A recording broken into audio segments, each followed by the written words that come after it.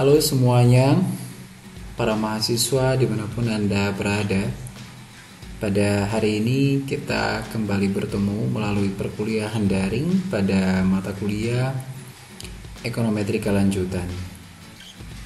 Saudara, pada hari ini kita akan meneruskan materi pembelajaran kita pada Ekonometrika Lanjutan, yaitu melihat pengembangan model yang kedua, namanya model regresi logit.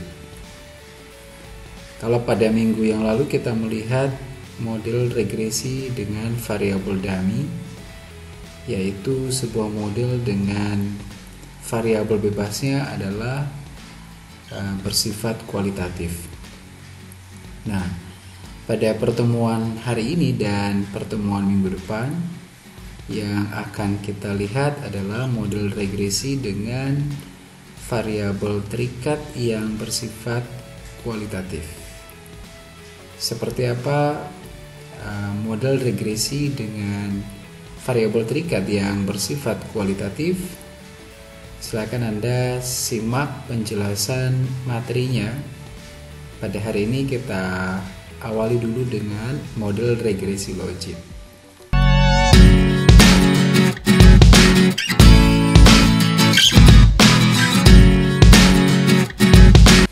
Nah, sebelum kita melihat seperti apakah model regresi logit ini, pertama kita kembali mengingat materi kita minggu yang lalu, bahwa apabila salah satu atau beberapa variabel bebas yang ada dalam sebuah model regresi bersifat kualitatif atau dikotomis, maka model regresi itu kita beri nama model regresi dummy.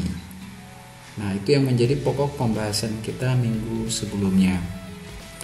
Lalu bagaimana kalau misalnya yang bersifat dikotomisnya atau bersifat kualitatifnya adalah variabel terikatnya atau dependent variabelnya?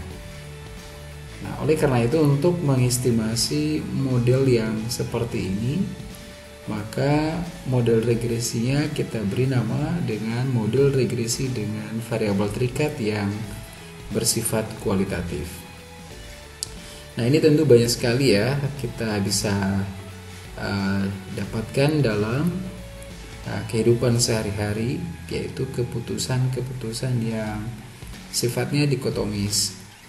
Misalnya keputusan kuliah atau tidak kuliah, keputusan bekerja, tidak bekerja, keputusan menikah atau tidak menikah, dan beberapa keputusan-keputusan yang lain yang sifatnya dikotomis, di mana keputusan tersebut tentu dipengaruhi oleh beberapa variabel. Katakan keputusan menikah, tidak menikah, misalnya ditentukan oleh umur, jenis kelamin, budaya, pekerjaan, pendapatan, dan beberapa variabel lain yang turut menentukan keputusan seorang untuk menikah atau tidak. Atau misalnya apa yang menentukan orang membeli rumah atau tidak. Tentu banyak variabel yang menentukan keluarga membeli rumah atau tidak. Misalnya kepemilikan atau tingkat pendapatan yang dimiliki, atau kekayaan yang mereka miliki, dan lain sebagainya. Nah, jadi model atau kasus yang seperti ini, variabel terikatnya bukan variabel atau bukan bersifat kuantitatif, tetapi sifatnya kualitatif, yaitu variabel yang dikotomis. Nah, untuk mengestimasi model yang seperti itu, kita akan menggunakan beberapa pendekatan untuk mengestimasinya. Yang pertama adalah model probabilitas linear atau linear probability model, sering juga disingkat dengan LPM. Yang kedua model logit, dan yang ketiga model probit. Nah, pada pembahasan kita nanti, model LPM ini kita tidak dalami karena ada beberapa kelemahan yang akan kita diskusikan nanti pada model LPM ini. Jadi yang akan kita diskusikan pada model regresi dengan variabel terikatnya dikotomis adalah fokus kepada model logit dan model probit. Jadi hari ini kita akan berdiskusi untuk model logitnya, maka minggu depan kita akan lihat model yang probitnya. Nah, kita lihat dulu pendekatan model probability linear atau LPM. LPM itu mengasumsikan, atau model LPM mengasumsikan bahwa nilai probabilitas dari variabel terikatnya itu bersifat linear terhadap variabel bebas. Jadi variabel terikat yang bersifat dikotomis memiliki hubungan yang linear dengan variabel bebasnya.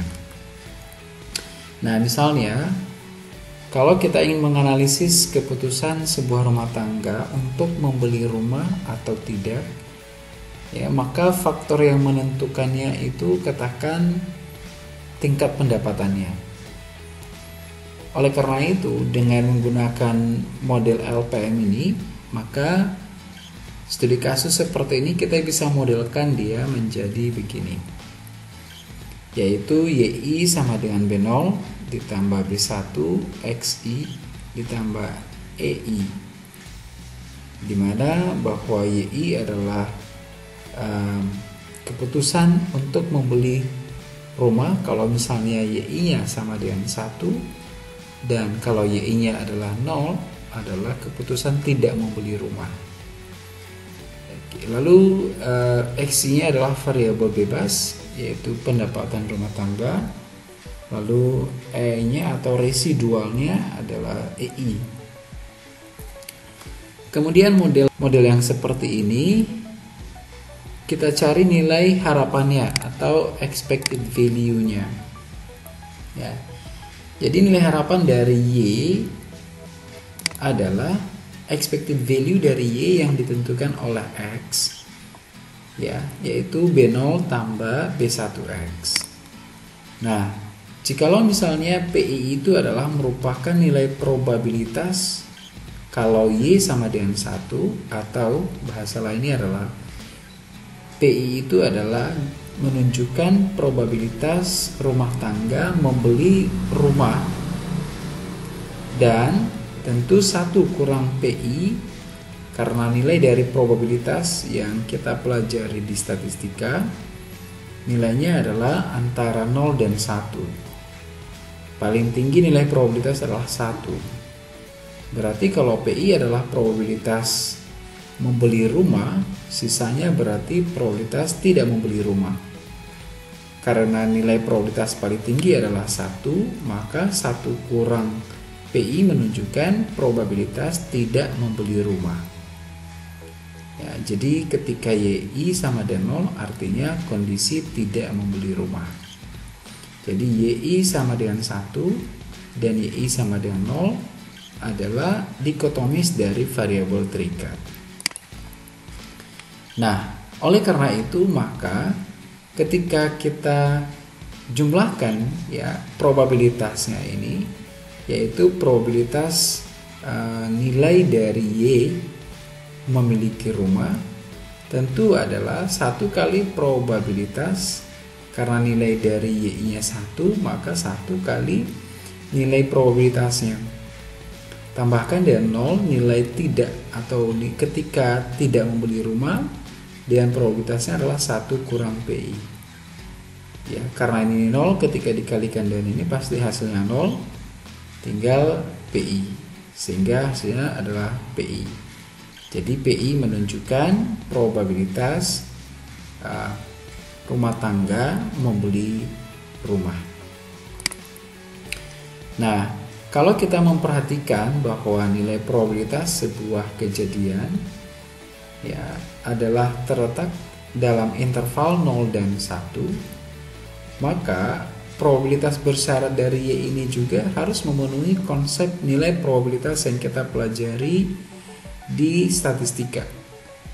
Ya, karena di dia adalah menunjukkan nilai probabilitas, ya, maka nilainya haruslah terletak di antara 0 dan 1. Ya. Jadi probabilitas sebuah rumah tangga membeli rumah atau tidak membeli rumah adalah tentu mulai dari 0 sampai 1. 0 artinya tidak membeli rumah dan 1 artinya pasti membeli rumah.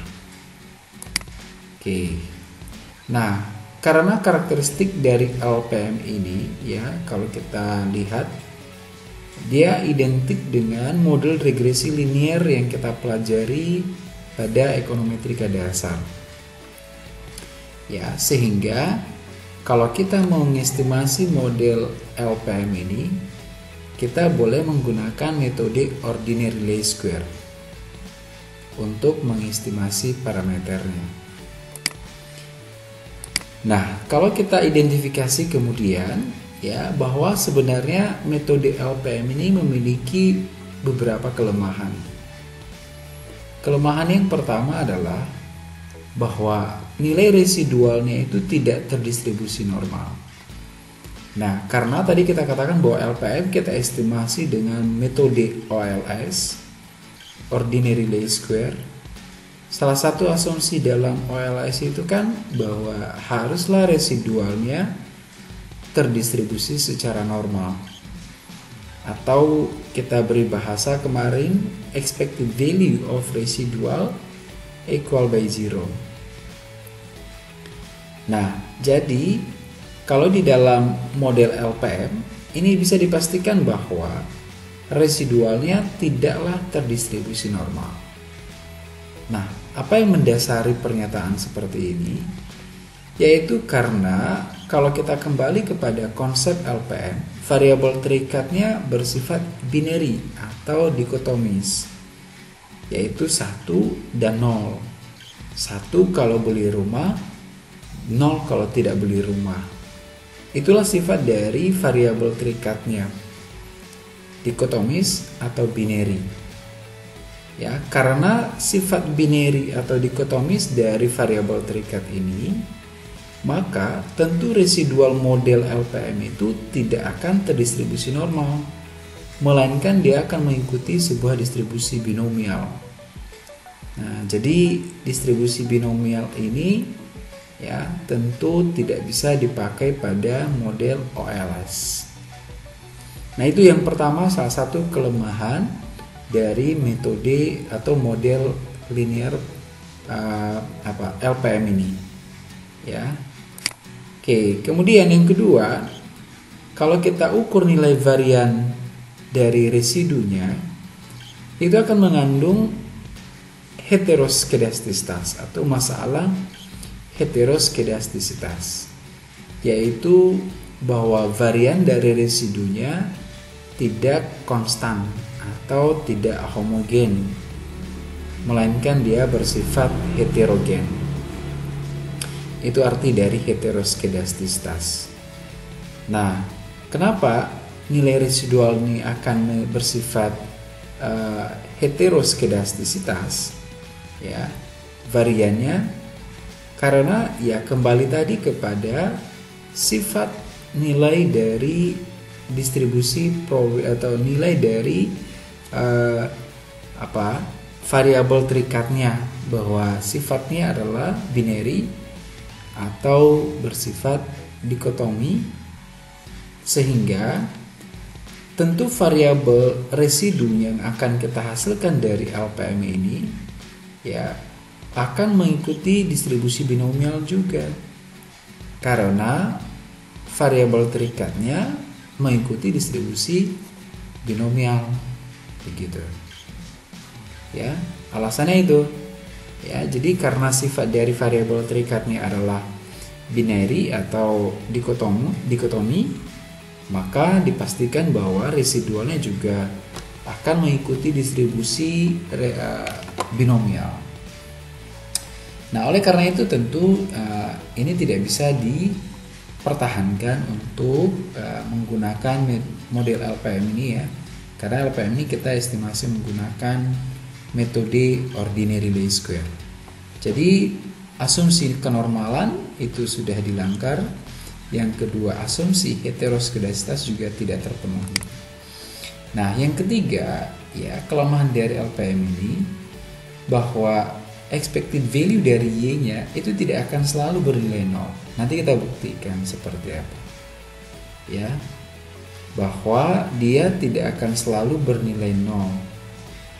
Ya, jadi ini salah satu yang mendasarinya adalah bahwa nilai expected value-nya itu kan nanti di probabilitas ya. Ya, tadi sudah kita jabarkan di awal adalah merupakan nilai probabilitas dari kalau misalnya membeli tidak membeli, berarti ya ketika YI sama dengan 1, probabilitas rumah tangga membeli rumah. Oke. Nah, karena tadi sifatnya di awal adalah bersifat linear, maka tentu ketika pendapatannya terus meningkat, dampaknya apa? Artinya bahwa probabilitasnya akan terus meningkat juga, ya, dengan proporsi yang sama dengan peningkatan pendapatan. Kalau misalnya variabel yang menentukannya adalah pendapatan. Nah, artinya bahwa nilai probabilitasnya itu, ya, ketika kita hitung bisa jadi lebih dari 1. Ya, nah ini yang saya maksud tadi tidak memenuhi syarat nilai probabilitas yang kita pelajari di statistika, bahwa nilai probabilitas itu ya berkisar antara 0 dan 1. Dan terakhir, ya, nilai koefisien determinannya bersifat bias. Ya. Nah, jadi inilah beberapa kelemahan-kelemahan ya yang dimiliki oleh model LPM. Nah, untuk menjawab ini kemudian tentu kita akan menggunakan pendekatan yang berbeda. Jadi dengan menggunakan LPM ya, mengestimasi sebuah model dengan variabel terikat yang bersifat binary atau dikotomi. Ya, tadi sudah dijelaskan kelemahan-kelemahannya menggunakan LPM. Oleh karena itu, kita bisa memilih alternatif lain, yaitu menggunakan pendekatan CDF atau Cumulative Distribution Function. Nah, seperti apakah CDF itu? Oke.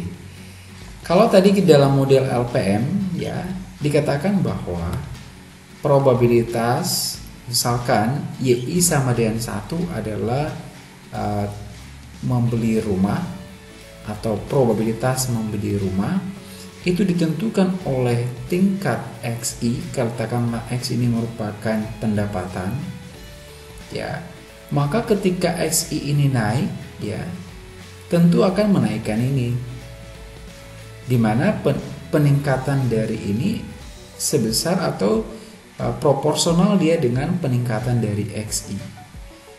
Kenapa? Karena sifat dari linear yang tadi. Ya, jadi ketika XI-nya naik, variabel terikatnya naik, maka tentu variabel bebasnya naik, maka variabel terikatnya juga akan naik. Karena dia bersifat linear, ya, searah. Jadi kalau linear itu kan kita sudah belajar ya sebelumnya ya, bahwa merupakan garis lurus. Ya. Artinya memiliki slope yang sama untuk setiap titiknya. Nah, jadi kalau slope-nya sama berarti dia akan proporsional itu. Ketika variabel bebasnya berubah atau meningkat, tentu akan meningkatkan variabel terikatnya dengan proporsi yang sama.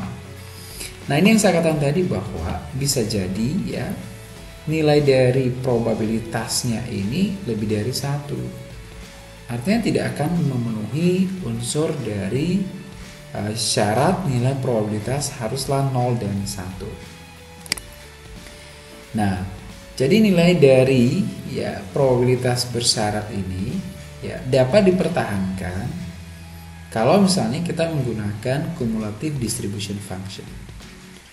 Karena apa? Dengan LPM tadi ya menggunakan OLS ya, karena kita anggap dia bersifat linear itu tidak akan bisa tercapai ya nilai probabilitas dari variabel terikatnya itu antara 0 dan 1. Jadi dengan menggunakan CDF ini bisa kita pertahankan. Karena apa? Karena CDF itu punya sifat yang pertama, jika X-nya naik, variabel bebasnya naik, maka variabel terikatnya akan naik, tetapi nilai peningkatan dari variabel terikat ini masih pada interval 0 dan 1. Tidak akan jauh dari sini, dari 0 dan 1. Nah itu sifat dari CDF. Yang kedua, hubungan antara PI dan XI itu adalah non-linear. Ya. Nah, sehingga tentu ketika XI-nya berubah, maka perubahan XI tidak akan sama dengan perubahan dari PI. Karena dia bersifat non-linear. Berbeda tadi kalau menggunakan model LPM, ya, sifatnya adalah linear, maka tentu peningkatan dari atau perubahan pada X akan mengubah nilai probabilitas atau ya variabel terikatnya dengan proporsi yang sama. Tetapi dengan CDF tidak akan sama karena sifatnya yang non-linear. Nah, ini salah satu gambaran seperti apakah kurva CDF itu. Ya, jadi kurvanya kurang lebih seperti ini. Ya. Jadi nilai probabilitas itu kan paling tinggi 1 ya. Jadi kalau misalnya inilah variabel bebas yang mempengaruhi nilai probabilitas variabel terikatnya, ya, karena nilai probabilitas itulah paling tinggi 1, maka nilai CDF itu ya pasti sebatas ini, mulai dari 0 sampai dengan 1. Nah, karena apa? Kurva dari CDF itu seperti ini kurvanya, ya, tidak kurva yang garis lurus. Nah, kalau garis lurus bisa jadi melewati batas ini.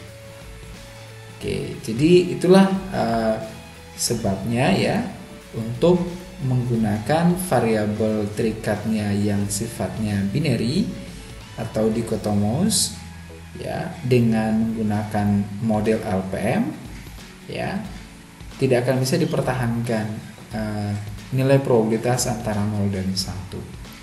Ya, bisa jadi pada beberapa temuan nilainya di bawah 1, tetapi pada kasus-kasus tertentu ya, bahwa nilai dari probabilitasnya itu bisa jadi lebih dari 1. Ya, itu.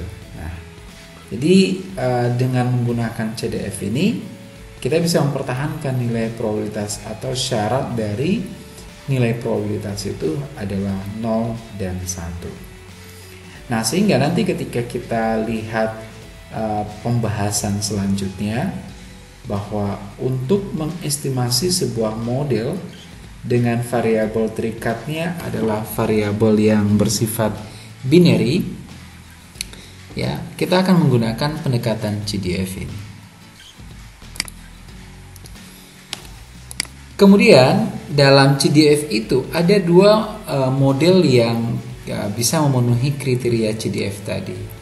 Tadi salah satu kriterianya adalah bahwa nilainya atau bisa mempertahankan nilai probabilitas dari variabel terikatnya antara 0 dan 1. Nah, model apa saja yang memenuhi kriteria dari CDF ini? Yang pertama disebut dengan model logit. Ya. Kenapa dia memenuhi kriteria CDF-nya? Karena dalam model logit ini kita menggunakan distribusi probabilitas yang logistik, ya, oke, yaitu identik dengan CDF. Model yang kedua adalah model probit, ya, jadi berkaitan dengan fungsi probabilitas distribusi normal. Nah, jadi kedua model inilah yang akan kita pakai untuk mengestimasi model regresi di mana variabel terikatnya bersifat kualitatif atau khususnya atau kita fokuskan langsung kepada yang bersifat dikotomos atau binary. Ya, jadi dikotomi atau binary ini artinya bahwa nilainya ada dua. ya. Jadi nilai dari variabel terikatnya kategorinya ada 2, membeli tidak membeli ya, 1 dan 0. Belajar tidak belajar, kuliah tidak kuliah, bekerja tidak bekerja, menikah tidak menikah, dan lain sebagainya. Nah, jadi karena kita akan fokus pada 2 model tadi, yaitu model logit dan model probit. Untuk pertemuan hari ini kita fokus pada model logitnya, sedangkan model probitnya kita akan diskusikan pada pertemuan selanjutnya. Nah, seperti apakah model logit itu ya? Jadi model logit itu misalnya ya, kita coba lihat bagaimana cara penerapannya ya, menggunakannya. Kita lihat misalnya dalam sebuah contoh kasus ya, agar lebih aplikatif. Katakan kita ingin menganalisis keputusan membeli rumah ya, bagi rumah tangga atau bagi keluarga ya, dimana keputusan mereka membeli tidak membeli rumah ini ditentukan oleh tingkat pendapatan yang mereka peroleh. Berarti ada satu variabel bebas yang menentukan keputusan membeli tidak membeli rumah, sebuah rumah tangga.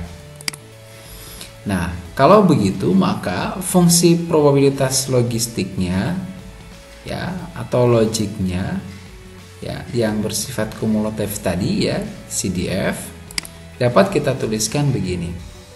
Ya. Jadi inilah merupakan fungsi probabilitas logik kumulatif yang memenuhi CDF. Adalah PI merupakan yaitu nilai probabilitas dari variabel terikatnya, adalah fungsi dari Z, di mana Z itu adalah ini penjumlahan nilai konstanta, kemudian nilai koefisien atau di luar dari nilai residu. Ya. Jadi inilah nilai Z-nya. Oke, nah, atau nilai Z ini ya dengan konsep CDF ya, itu bisa dihitung dengan formula ini.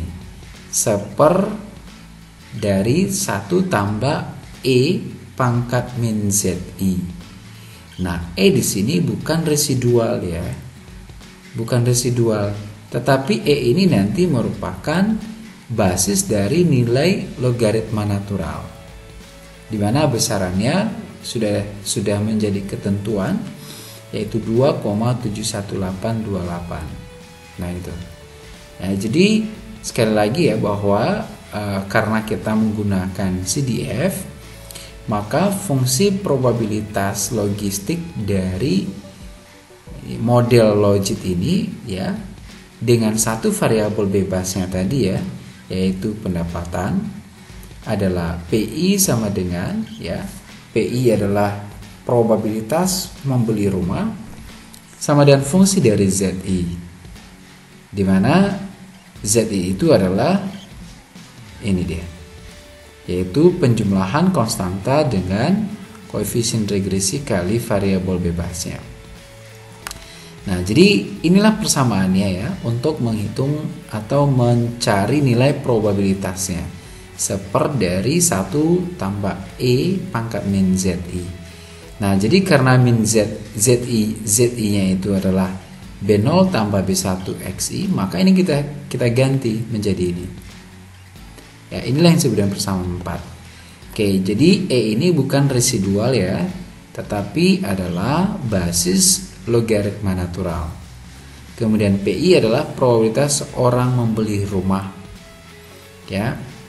Kemudian Z-nya adalah nilainya tak terhingga dari min sampai positif. Kemudian nilai PI antara 0 dan 1. PI tadi probabilitas seseorang membeli rumah ya, yaitu sesuai teori probabilitas itu antara 0 dan 1. Kemudian ya, ketika kita melihat probabilitas pertama membeli rumah ya, yaitu pada saat YI sama dengan 1 ya, adalah PI sama dengan 1/1 1 tambah E pangkat ZI. Seperti tadi, formula tadi. Inilah probabilitas membeli rumah.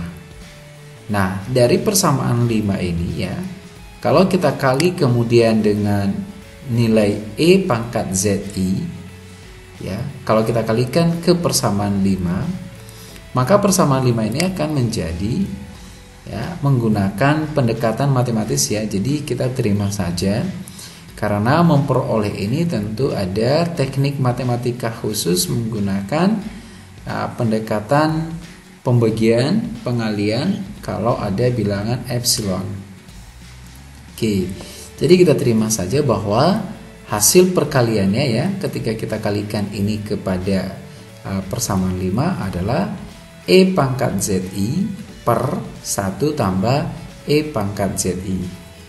Oke, nah inilah merupakan probabilitas membeli rumah. Nah, karena ada dua tadi, yaitu adalah membeli rumah dan tidak membeli rumah, itulah nilai dari variabel terikatnya. Maka kalau kita hitung probabilitas tidak membeli rumah atau pada saat I sama dengan 0 ya, adalah tentu 1 kurang P ya. 1 kurang P itu tentu 1 dikurang dari nilai ini tadi atau ini ya.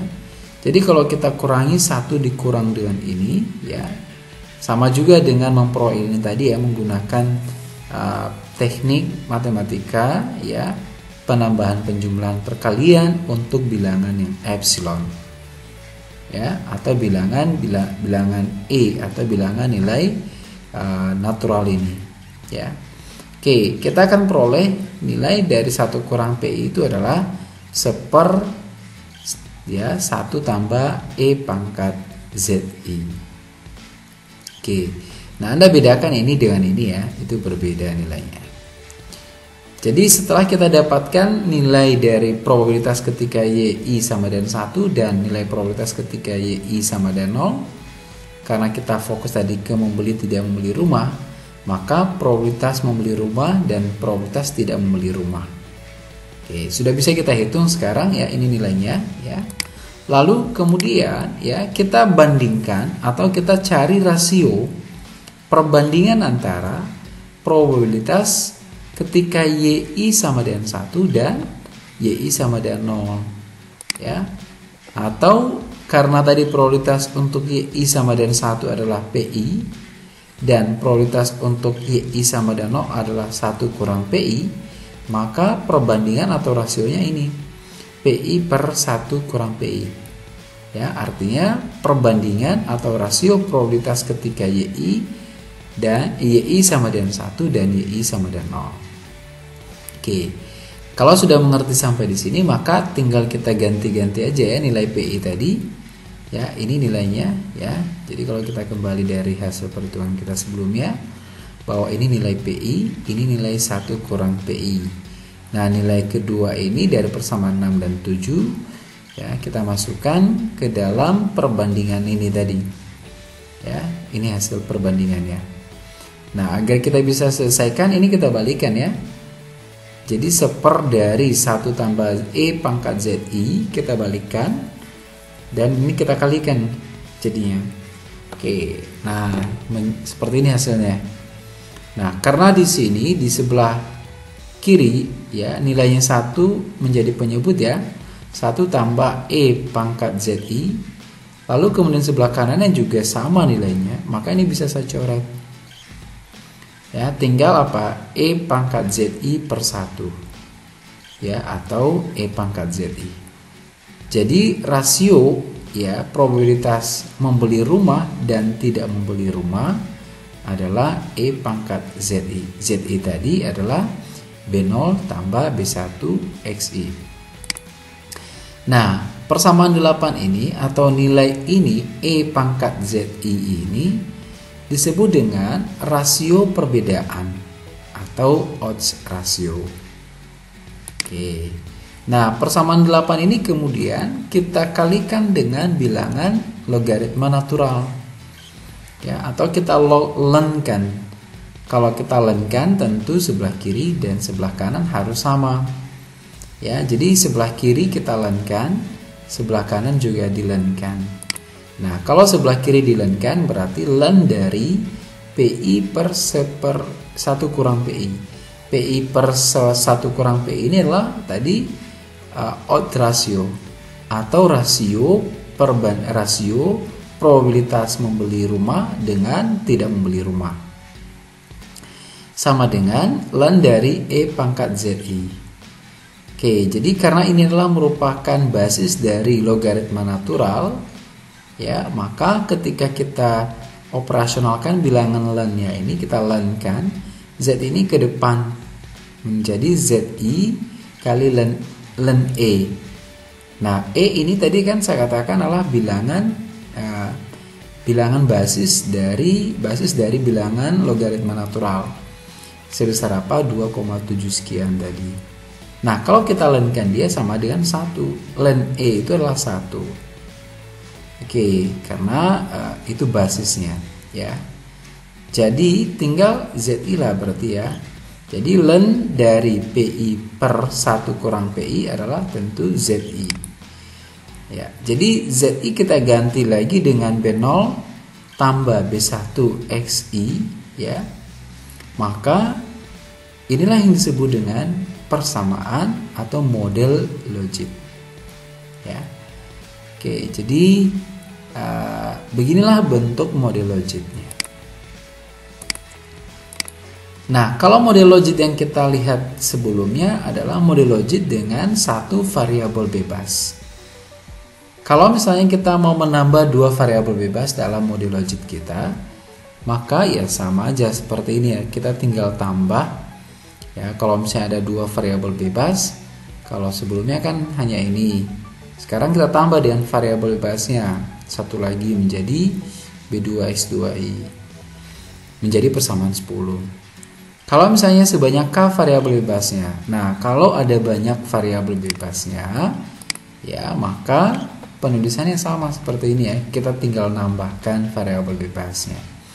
Ya, jadi len dari PI per 1 kurang PI sama dengan B0 tambah 1 dan seterusnya. Oke, nah kalau kita kembali kepada model logit tadi yang didasarkan pada kriteria CDF, ya, maka sesungguhnya bahwa model dari logit ini adalah model yang non-linear. Karena CDF tadi kita gambarkan adalah sebuah kurva yang tidak garis lurus. Oke, berarti bahwa model logit ini adalah sebuah model regresi dengan yang tidak tergolong linear atau bersifat non-linear. Oleh karena itu untuk mengestimasi model logit ini, ya, baik ini, ya, misalnya yang ini tadi, ya, yang hanya satu variabel bebas, 2 variabel bebas, 3 variabel bebas. Kita tidak bisa mengestimasinya lagi dengan OLS. Karena apa? Karena ya sekali lagi model logit ini didasarkan pada CDF. CDF adalah sebuah pendekatan yang non-linear. Ya, bentuk kurvanya tadi kan bukan garis lurus dari CDF-nya. Jadi oleh karena itu kita tidak lagi menggunakan OLS. Tetapi kita menggunakan metode lain, yaitu disebut dengan metode maximum likelihood atau ML. Jadi untuk model logit dan model probit ini, ya, kita tidak menggunakan metode OLS untuk mengestimasinya, melainkan metode ML. Berarti bahwa ya hasil estimasi kita nanti kita tidak perlu lagi mengecek asumsi OLS-nya. Ya, seperti pada model regresi linear atau model regresi sederhana berganda, bahkan kemarin model dummy, ya, karena masih menggunakan metode OLS, maka tetap kita menguji apakah model itu memenuhi asumsi klasik tidaknya, ya. Nah, jadi pada model logit ini dan model probit ke depan, besok minggu depan, ya, kita tidak perlu lagi menguji apakah memenuhi asumsi klasik tidaknya, karena kita tidak menggunakan OLS, melainkan menggunakan metode maximum likelihood. Oke. Baik. Nah, sekarang bagaimanakah maksud dari metode maximum likelihood itu? Ya. Jadi metode ML ini atau maximum likelihood ini, ya, ini umumnya digunakan untuk mencari nilai koefisien regresi, ya, sehingga probabilitas kejadian dari variabel terikatnya bisa setinggi mungkin atau dimaksimumkan. Ya. Jadi suatu metode yang memaksimumkan nilai probabilitas variabel terikat. Kalau OLS apa?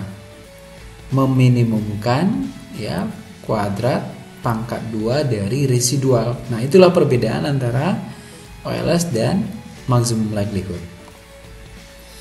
Dalam metode OLS ini, metode maximum likelihood ini, ya, probabilitas memaksimumkan kejadian itu disebut dengan log of the likelihood, ya, atau disingkat dengan LL, log of the likelihood, di mana nilai dari LL-nya, ya, atau log likelihood-nya atau log of the likelihood-nya ini, ya, ini mirip dengan RSS yang kita pelajari di OLS, yaitu residual sum square, jumlah kuadrat residual.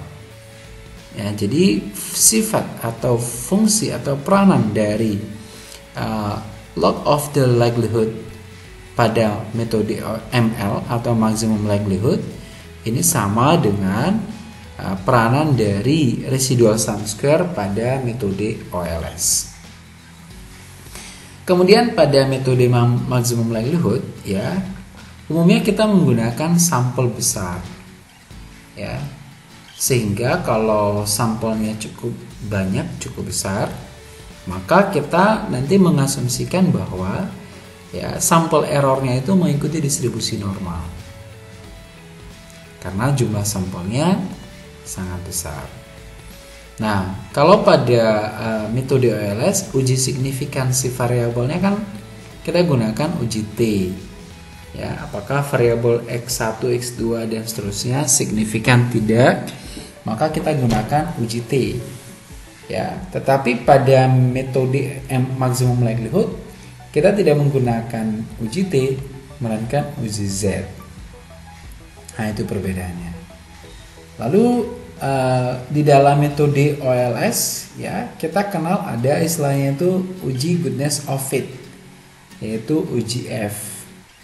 Ya. Nah, kalau pada metode maximum likelihood ini, ya, uji goodness of fit-nya ini tidak lagi pakai uji F, tetapi menggunakan uji namanya likelihood ratio atau LR. Ya. Jadi LL tadi peranannya sama dengan RSS, ya. Kemudian LR ini sama peranannya dengan uji F. Nah, di mana, ya, likelihood ratio ini rumusnya adalah 2 kali selisih antara, ya, log of likelihood tadi, ya, log of the likelihood untuk yang terrestriksi, yang tidak terrestricted dikurangi dengan LL yang restricted. Ya, jadi unrestricted dan restricted itu perbedaannya adalah terletak kepada bentuk persamaan yang kita gunakan. Oke. Yaitu kalau dia dikatakan unrestricted, ya, kalau model regresinya itu menggunakan nilai konstanta dan semua variabel bebas. Artinya, ya, penuh nilai Z-nya itu kita pakai. Tetapi kalau dia restricted, ya, kita hanya menggunakan nilai konstantanya saja. Oke. Nah, ini untuk goodness of fit-nya. Kalau goodness of fit ini kita gunakan uji F, ya, membandingkan antara F hitung dengan F tabel. Itu pada metode OLS. Pada metode maximum likelihood ini, ya, kita tidak gunakan itu lagi, melainkan menggunakan likelihood ratio. Apakah likelihood ratio ini signifikan tidaknya?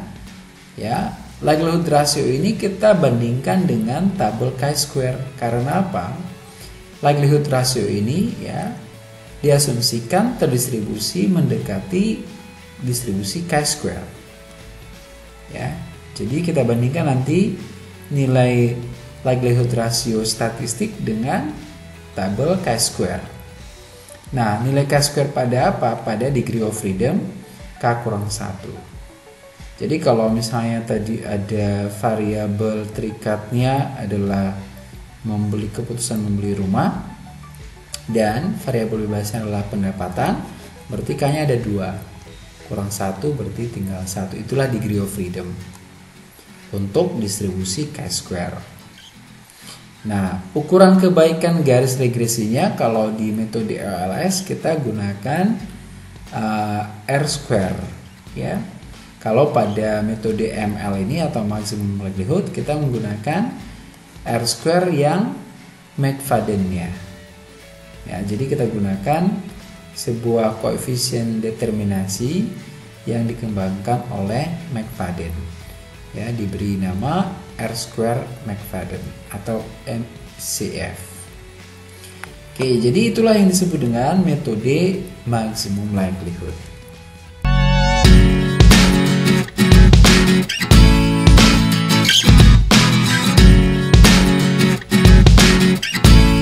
Sekarang kita lihat bagaimana cara penerapannya, ya, atau penggunaan model logit ini. Oke, mari kita lihat contoh kasusnya begini. Misalkan, ya, kita ingin mengetahui faktor apa saja yang menentukan kepemilikan rumah, ya. Jadi variabel terikatnya artinya memiliki rumah atau tidak. Oke, apa saja yang menentukan seseorang atau sebuah rumah tangga memiliki rumah atau tidak? Bisa jadi karena pendapatannya, kemudian status pernikahannya, jumlah anggota keluarganya, tingkat pendidikan kepala keluarga, dan umur kepala keluarga. Karena apa? Ya, sekarang kan ada banyak kontrakan, ya, kos-kosan. Jadi kalau keluarga baru itu, ya, tentu masih belum siap untuk membeli rumah. Oleh karena itu, ya harus tinggal di kos-kosan dulu atau di kontrakan. Nah, kemudian setelah lama berkeluarga, ya ada juga yang belum bisa membeli rumah, artinya masih setia di kontrakan. Ada juga yang siap untuk membeli rumah. Berarti bahwa ada 2 kemungkinan, ya, si responden itu yang akan kita tanyakan, yaitu memiliki rumah atau tidak memiliki rumah. Oke. Nah, apa saja variabelnya? Kita gunakan 5 variabel bebas, yaitu pendapatan, ya. Berarti ini variabel kuantitatif. Status pernikahan, menikah tidak menikah. Nah, ini berarti juga variabel dummy. Kemudian jumlah anggota keluarga itu kuantitatif. Tingkat pendidikan bergantung ukuran yang kita pakai. Kalau kita pakai usia atau lama dia belajar, berarti dia kuantitatif. Tetapi kalau level pendidikan yang kita pakai, berarti itu adalah kualitatif. Oke, di dalam studi kasus ini nanti kita gunakan adalah lama waktu dia belajar, si kepala keluarganya, kemudian umur kepala keluarganya. Nah, karena ada 5 variabel bebas yang kita gunakan, ya, dan di dalam model logit tadi syaratnya salah satunya adalah harus menggunakan sampel yang besar. Oleh karena itu, maka jumlah sampel dalam contoh kita ini kita gunakan 1000 kepala keluarga. Nah, sehingga dengan demikian kita bisa modelkan dia menjadi seperti ini, ya. Karena ada 5 variabel bebas, model logitnya adalah, ya, ln dari PI per 1 kurang PI. Ya, inilah model logitnya. Berarti ini variabel terikatnya sama dengan B0 tambah B1 XI, ya, X1 tambah B2 X2 tambah B3 X3 sampai B5 X5. Lalu bagaimana cara mengestimasinya? Tentu kita tidak menghitung secara manual, ya, tapi menggunakan alat bantu, ya, misalnya Avius. Oke, jadi bagaimana cara mengestimasinya, ya?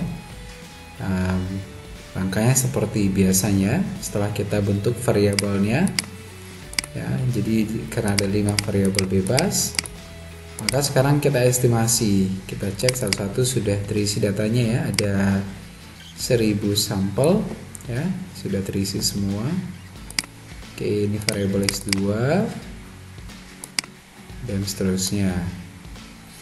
Oke, nah sekarang kita coba atau kita estimasi model ini ya. Bagaimana caranya adalah kita klik objek, kemudian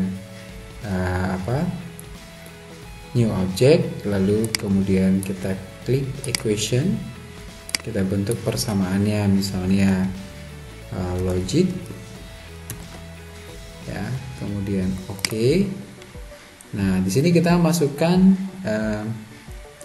variabel bebasnya ya. Variabel bebasnya apa saja, yaitu variabel terikatnya dulu ya, y, kemudian konstanta, lalu x1, x2 spasi, x3 spasi, x4 dan x5, karena ada 5 variabel bebas.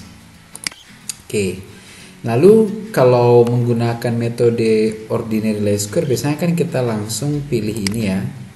Tetapi karena kita menggunakan model logit, tetap menggunakan pendekatan maximum likelihood, maka kita memilihnya itu bukan least square atau OLS, tetapi di sini ada binary ya, ada binary choice ya. Kita klik binary choice ini untuk logit, probit dan extreme value. Oke, jadi kita klik yang logit ya, ini saja ya. Kita klik yang binary, maka di sini ada pilihannya probit, logic atau extreme value.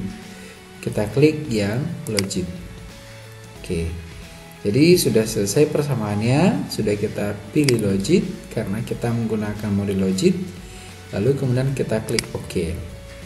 Nah inilah hasil dari hasil estimasi kita ya, menggunakan aplikasi Avius.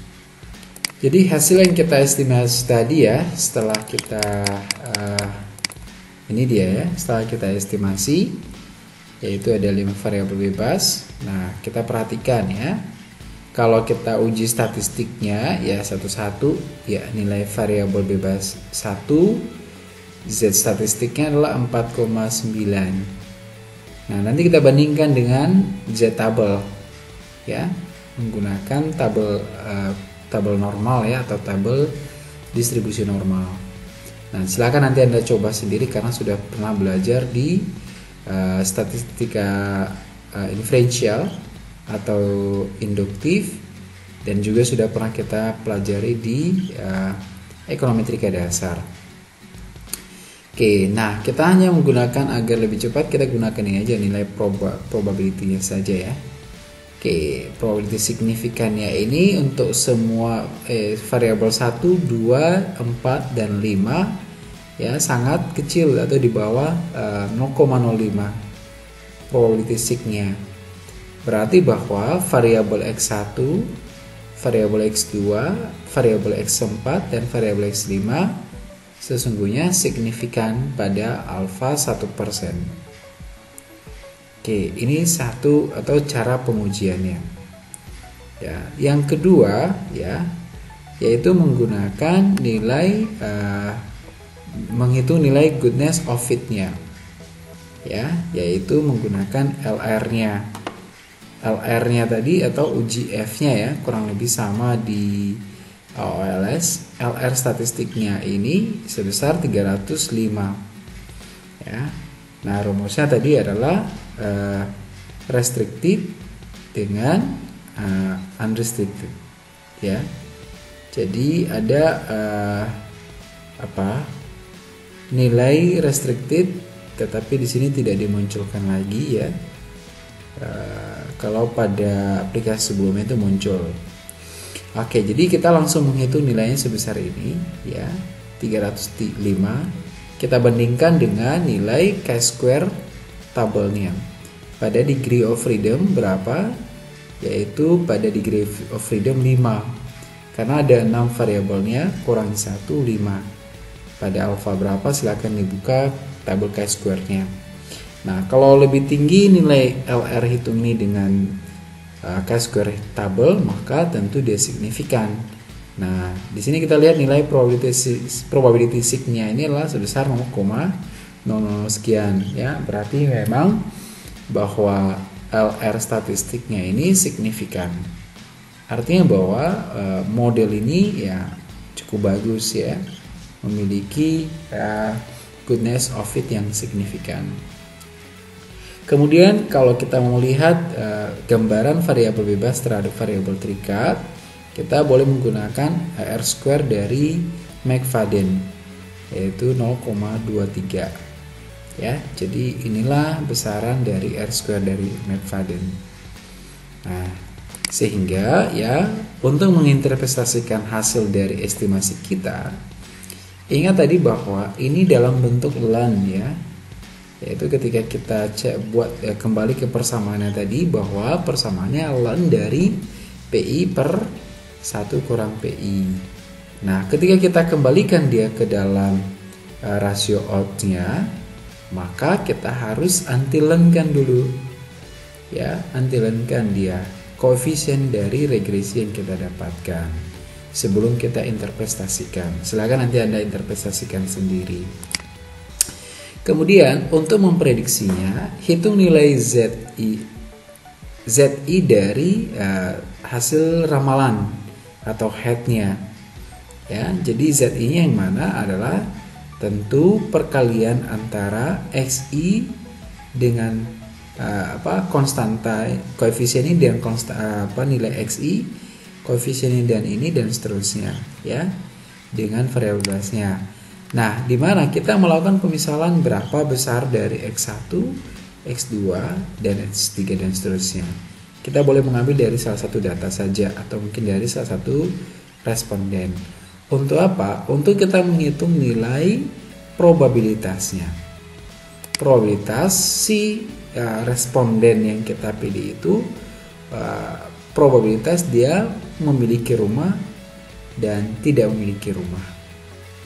Nah, jadi setelah kita dapat nilai Z-nya ya, maka kita masukkan ke dalam persamaan PI untuk menghitung besaran dari probabilitas si responden itu memiliki rumah. Dan kita masukkan ke dalam persamaan ini untuk memperoleh probabilitas si responden itu tidak memiliki rumah. Nah, jadi begitulah cara penggunaan hasil estimasi model logit. Silakan Anda kembangkan nanti ya dengan membaca beberapa literatur review.